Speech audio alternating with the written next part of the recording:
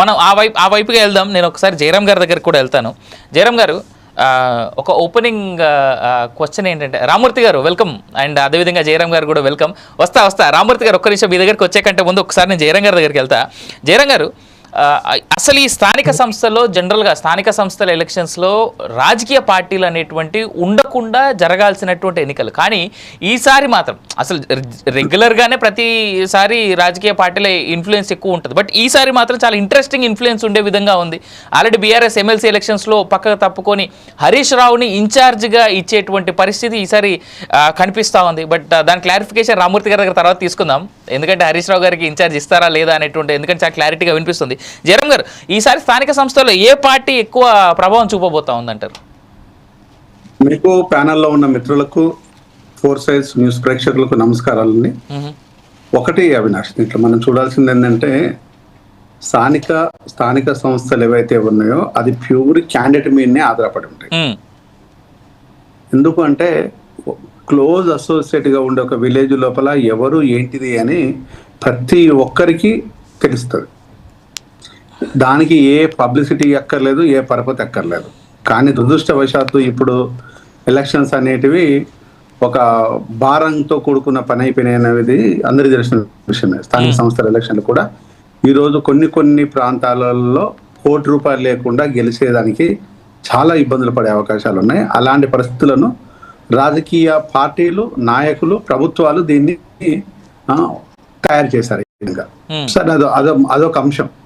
కానీ ఇప్పుడు స్థానిక సంస్థల్లో ఉండే క్యాండిడేట్స్ ఎవరైతే ఉన్నారో మన ఇంటికి వెనకాలో, ముందో, మన వాడనో, మన వాడకట్టో, మన గల్లీలో ఉండే వ్యక్తులు మాత్రమే.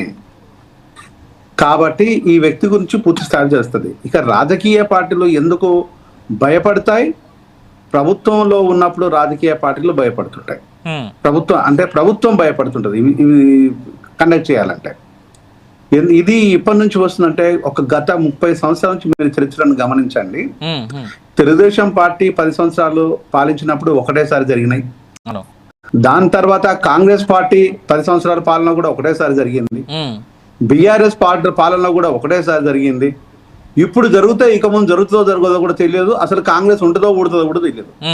సో ఇదొక, సో ఇక్కడ ఈసారి చేయాలనేది ఈసారి తప్పనిసరి పరిస్థితి. ఎందుకంటే గ్యాప్ ఎక్కువగా ఉంది కాబట్టి ఈసారి తప్పనిసరి పరిస్థితి. అంటే దీన్ని ఇప్పుడు స్థానిక సంస్థల లోపల డెఫినెట్ గా ప్రధానంగా చూసినట్టయితే క్యాండిడేట్ ఫేస్ వాల్యూ, క్యాండిడేట్కు ఉండే వాల్యూ, క్యాండిడేట్తోనూ ఉండే మంచి చెడ్డలు ఇవి ప్రభావితం చేస్తాయి.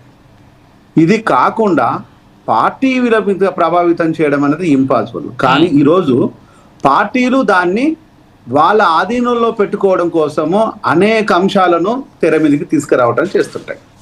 ఇది ప్రతిపక్షం కావచ్చు, అధికార పక్షం కావచ్చు, ఎవరి రాజకీయాలు వాళ్ళకు ఉంటాయి కాబట్టి సో ఇది రకరకాలుగా తీసుకొస్తుంటాయి. కానీ రానున్న రోజుల లోపల ప్రభుత్వానికి ఇది ఉపయోగమా, ప్రతిపక్షానికి ఉపయోగం అంటే జనరల్గా ప్రభుత్వానికే ఉపయోగం ఉంటాయి. కానీ ఈసారి ఎలక్షన్ల లోపల ప్రభుత్వానికి ఉపయోగం ఉంటుందా, ప్రతిపక్షానికి ఉపయోగం ఉంటుందా అనే విషయాన్ని మనం వేసి చూడాలి.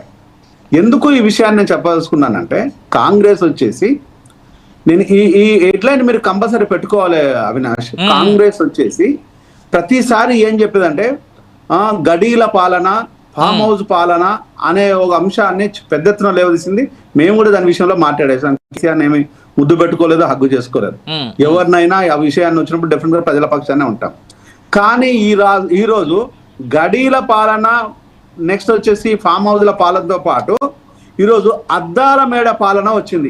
ఇది రాసుకోండి. ఇంతవరకు నేను ఏ ఛానల్లో మాట్లాడలేదు, ఎవడు మాట్లాడలేదు మాట.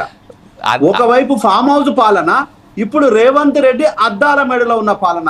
ఏది ప్రజలు కావాలంటే అంటే సార్ ఒక మాట, అద్దాల మేడ పాలన అంటే ఇప్పుడు ఏదైతే ఆయన ఈ పోలీసుల భవన్ లో కూర్చొని చేస్తున్నటువంటి పాలన ఉందో దాన్ని అంటున్నారా మీరు? ఆయన ఇల్లు, ఆ పోలీసుల రెండు, ఆయన ఇల్లు కూడా అద్దాల మేడనే. ఈరోజు పోలీసుల ఉన్న క్యాంపస్ కూడా అద్దాల మేడనే. ఇది ఇంతవరకు దీన్ని ఎవరు గమనించలేదు, నేను చెప్తున్నాను.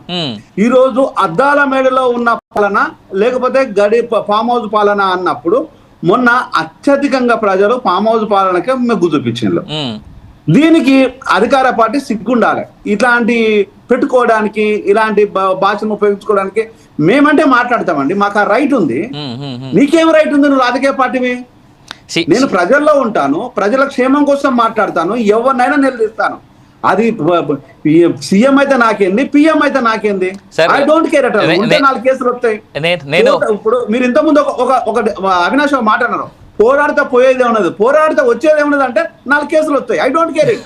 పోయేది కాదు, వచ్చేది 4 కేసులు వస్తాయి. ఒక యాడెడ్ పాయింట్, శీష్ మహల్ అని చెప్పి ఢిల్లీలో బీజేపీ గెలిచింది, అది మర్చిపోద్దు మనం. సో ఢిల్లీ విషయం తర్వాత మాట్లాడదాం మనం.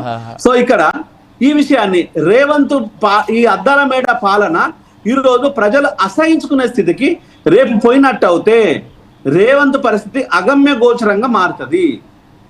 దానికోసమే ఈరోజు తను ఏ నిర్ణయం అయితే బీసీ కులగణన, ఎస్సీ కులగణన విషయం లోపల ఒక అడుగు వెనక్కి తగ్గి ఈరోజు మళ్ళీ రిపీట్ చేయాల్సిన పరిస్థితి దాపరించింది. ఈ అబ్సల్యూట్లీ నేను రేవంత్ ను చాలా సందర్భంలో, చాలా మొన్నటి నుంచి అడుగుతూనే ఉన్నాను. రేవంత్ నాయకత్వానికి అంత సినిమా ఉందని అనుకోను. మీరు ఈ రోజు చనిపోయిన ఆ రోజు కేసీఆర్ గారు ఇచ్చిన లెక్క ప్రకారము బీసీలది కరెక్టే, ఈ రోజు నువ్వు ఇచ్చిన లెక్క ప్రకారం కూడా కరెక్టే. కానీ మరి ఆ జనాలంతా ఏమైపోయిన ఆ నిజం చెప్పమని అడుగుతున్నాను. ఆ మధ్యలో ఉండే జనాలు ఏమైపోయారు అంటే తాగుబోతులై సచ్చిన్లు అన్న విషయాన్ని జనాలకు నేను సింపుల్ ఒక మాటలో చెప్తాను. నేను దీన్ని ఎక్కువసేపు ప్రొలాంగ్ చేయను. ఆ ప్రభుత్వానికి పాపం ఉందా, ఈ ప్రభుత్వానికి పాపం ఉంది. దాంట్లో మనకు ఉన్న విలేజెస్ ఏవైతే ఉన్నాయో, పంచాయతీ అంటే 11,000కు పైచీలకు ఉంది. మనం 10,000నే లెక్కలోకి తీసుకుందాం. 11,000 కూడా అక్కర్లేదు, ఎందుకంటే లెక్కలకు ఈజీగా ఉంటుంది, ప్రేక్షకులు కూడా అర్థం కావాలి కాబట్టి. 10,000 తీసుకున్నట్టు అయితే 10,000 ఇంటూ ఒక విలేజ్ తీసుకున్నట్టయితే ఒక విలేజ్ కి తాగి ఒక్కడైనా చచ్చిపోయిన విషయం మన అందరూ తెలుసు. ఇప్పుడు నన్ను మాట్లాడే విలేజ్ వ్యక్తులు డెఫినెట్ గా దాన్ని యాక్సెప్ట్ చేస్తారు. స్థానాల్లో ఉన్న పెద్దలు కూడా యాక్సెప్ట్ చేస్తారు. దీనిలో ఎవరికి డిస్ప్యూట్ లేదు. ఒక్క నెలకు ఒక విలేజ్ లో ఒక్కరు మాత్రమే చనిపోయారు అనుకుందాం. అంటే నెలకు 10,000 మంది, 10,000 మంది ఇంటూ నెలకు తీసుకున్నట్టయితే 1,20,000 మంది, సంవత్సరానికి 1,20,000 మంది 10 సంవత్సరాలు కూడినట్టు అయితే ఈరోజు 14 లక్షల పైచీలకు. ఇప్పుడు ఇంకో 1,00,000, ఈ సంవత్సరానికి ఇంకో 1,20,000 కనుక యాడ్ చేసినట్టు అయితే 16 లక్షల మంది చచ్చిపోతుంటే సిగ్గుండొద్దు ప్రభుత్వానికి? కేవలం మందు తాగి మాట్లాడాలి కదా. మందు తాగి చచ్చిపోయిన విషయాన్ని గత ప్రభుత్వం మాట్లాడతలేదు, ఈ ప్రభుత్వం చెప్తలేదు. కానీ మాయమైపోయిన ఎట్లా మాయమైపోతారు, రేపు ఎట్లా ఆడవుతారు? రైట్ జయరామ్ గారు, ఆ పాస్ తీసుకుందాం, అక్కడ పాస్ తీసుకుందాం. ఎందుకంటే గత ప్రభుత్వానికి సంబంధించినటువంటి రామూర్తి గారు, ప్రస్తుత ప్రభుత్వానికి సంబంధించి మిట్టా నరసయ్య గౌడ్ గారు ఇద్దరున్నారు మనతో పాటు. ఒకసారి నేను రామూర్తి గారి దగ్గరికి వెళ్తా, మిట్టా నరసయ్య గౌడ్ గారి దగ్గరికి వెళ్ళకంటే, ఎందుకంటే ప్రతిపక్షాలు ఫినిష్ చేసి అధికార పక్షం